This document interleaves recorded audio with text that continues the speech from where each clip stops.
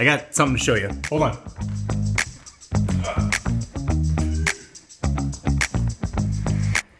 We are not supposed to trust or even like pre-built gaming PCs, right? They're overpriced, they're flashy, they're full of promises, usually cheap components, and generally like way too many RGB lights hiding the fact that like if you bought one, you probably got completely fleeced. So when I tell you that ASUS made a pre-built PC that doesn't try to scam you, you're probably just as surprised as I am.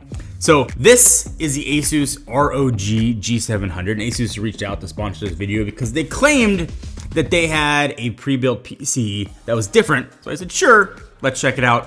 But before I tell you about what this can do, I do want to do something that is like near and dear to me and tell you what I can do for you and give you a chance to win $500. Maybe you want to put it towards some RAM or an SSD update, whatever. Tell me the first game you would play on your new ASUS ROG G700 or any PC. Tell me what game you're playing. Get the video a thumbs up. Just make sure there's a way for me to contact you either in the comment or on your YouTube page. Let it run for 10 days, open to anyone in the world. Okay, so like I said, ASUS is trying to break pretty much every rule about pre-builts. So we've got no proprietary parts. You have no like price gouging for the components and cable management that is really clean. And I kind of ran it through every demanding game, at least that I'm playing. And I kind of kept waiting for the usual pre-built disappointments. They never showed up. All right, so let's start with the first thing that surprised me, and that was the design. Like, at least to me, it doesn't scream gamer, but it's also not boring. You've got this kind of asymmetric front panel. You've got clean tempered glass. Somehow it manages to be aggressive without being obnoxious. With a caveat, come around, come with me.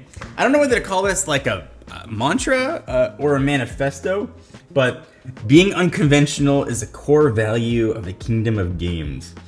Their games actualize their true identities, living out the full expression of their ego. It goes on. I don't know why it's on a power supply. It's not a sticker, so that is on your power supply. So it's a choice. That's there. So I want to take the panel off here. It's pretty easy to remove. It just kind of slides out. Let me show you what's under the hood here. First of all, really clean. This cable manager is better than anything I've done on any of my pre-built PCs. So mine came loaded with the Intel Core Ultra 7. It's the 265KF. It's running at 3.9 gigahertz. The big one, it's pretty obvious what that is when you see GeForce RTX. But what it is the 5080. The very hard to find 5080 actually, with 32 gigabytes of DDR5 RAM. So Intel's like really pushing this like ultra branding. So you'll see it kind of all over components and some labels and stuff. All right, so what's cool is they actually got the RAM running at 6,000 megahertz. They're using ASUS's AEMP2 with overclocking built in, which is significantly faster than standard DDR5. It's one of those upgrades I think makes the whole system just generally feel faster without having to like go into anything and mess with overclocking. So paper specs are great, but like real world numbers obviously are gonna tell like the story, the games, right? Red Dead Redemption 2 on max settings, 110 FPS, super stable. Cyberpunk 2077, the game we always use for benchmarks. It still sends a lot of like GPUs into therapy. Averaged about 83 frames without stutter. Spider-Man, my favorite game, 100 FPS with ray tracing on. So I did want to show the settings here. So very high for presets is as high as Spider-Man goes, and it goes down to very low. And that turns mostly everything on. Ray tracing on, reflection resolution on high, geometry detail high, level of detail high. It's pretty much high settings all around. So this is, I mean, it's an older game, but it's still relatively taxing on most systems. And even just kind of running around and just like swinging here, you can see like things are smooth, the motion.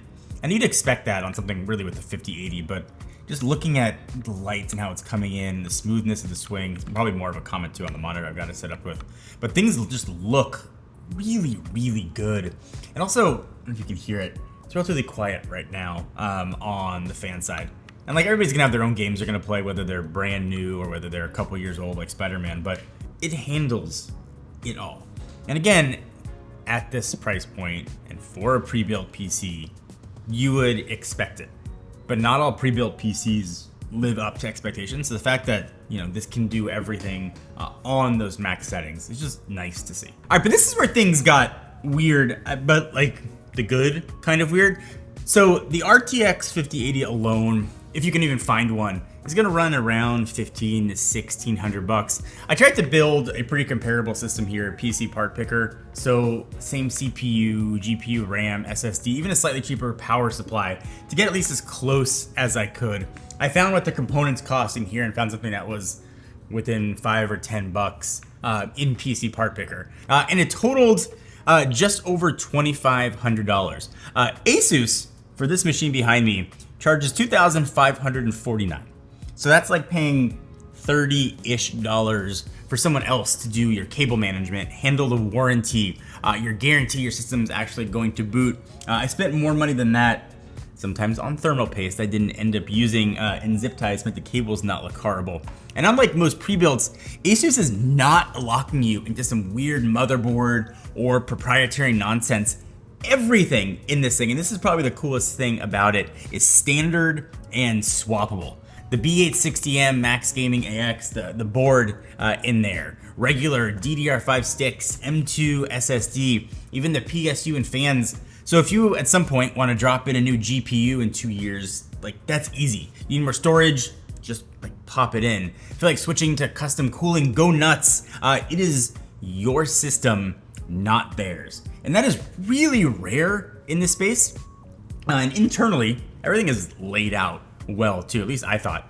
The 240mm AIO is mounted properly, cables are managed extremely cleanly, and the airflow design, at least to me, made sense. You got 4 fans handling intake and exhaust, each rated for, I think, about 65 CFM. No complaints, at least initially, about build quality. Like I said, I gamed on this thing for hours straight, expecting it to get hot and turn into a space heater like a lot of these do. When I checked, the CPU temps came in like relatively cool, which again, impressive for a pre-built machine pushing this kind of power. Now, in all fairness, the fans do get loud when you're maxing things out. It is definitely not like whisper quiet, but switch to balance mode, it kind of quiets down nicely while still kind of giving solid performance. I just wanted to run some benchmarks, just kind of see how it did. This is a high refresh rate monitor too. It looks good. It's also quiet now too. Usually during the benchmarks, it'll kick up a lot more. Mostly GPU tests here with some slight CPU stuff, but pretty solid FPS. So it dropped to 178. We were running at about a solid 230 before. We'll see if it kicks back up again. Yeah, there we go. It's holding really consistent FPS. It's surprising for a pre-built. I mean, any PC is a custom-built PC if you just go back far enough. Yeah. Yeah. Right? Like, That's true. It's like any pizza's a personal pizza if you believe in yourself.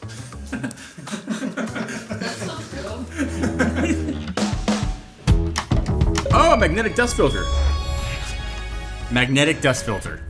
Oh wait, the upgrade story here is surprisingly excellent. So this case, 58-liter case, it's got room for like beefy GPUs, support for I think 1,000-watt PSUs, multiple drives. Everything is also like toolless, a lot of thumb screws, no screwdriver needed here at all. PCIe 5.0 support is also already on board.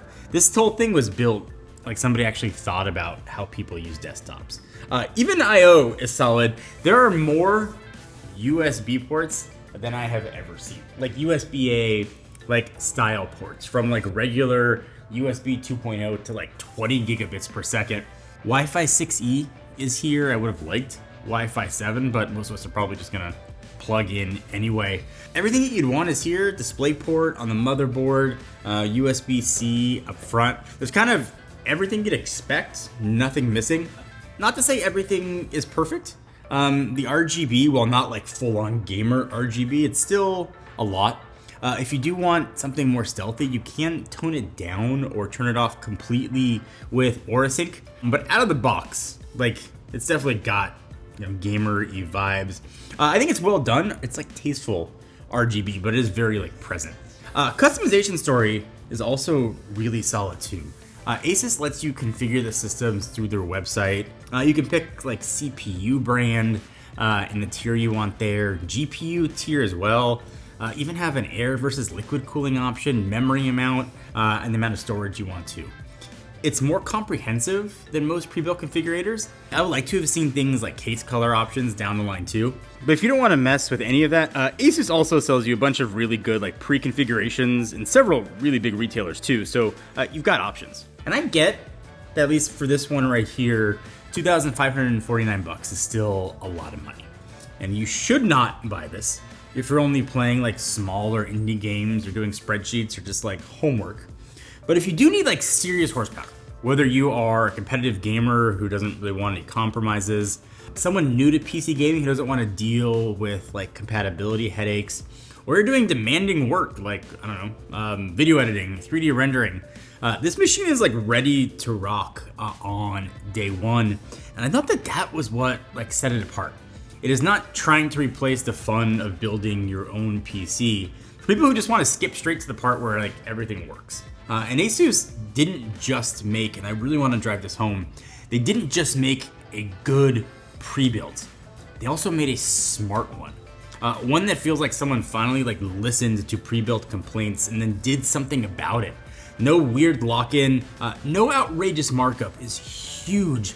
Just a fast, clean, well-cooled gaming machine that holds its own against a lot of custom builds. If this is the future of pre-built, I'm not mad at it. What do you guys think? I know a lot of the custom PC crew is gonna feel really strongly about building your own, but there's a huge subset of people that want something like this that just works. So let me know what you think about the ROG G700 in the comments, and if you've been tempted to switch from building to buying, this might be the one that finally makes sense. And if you wanna learn more, check it out, configurator, all the options, kind of mess around with that. All the information you need will be down below.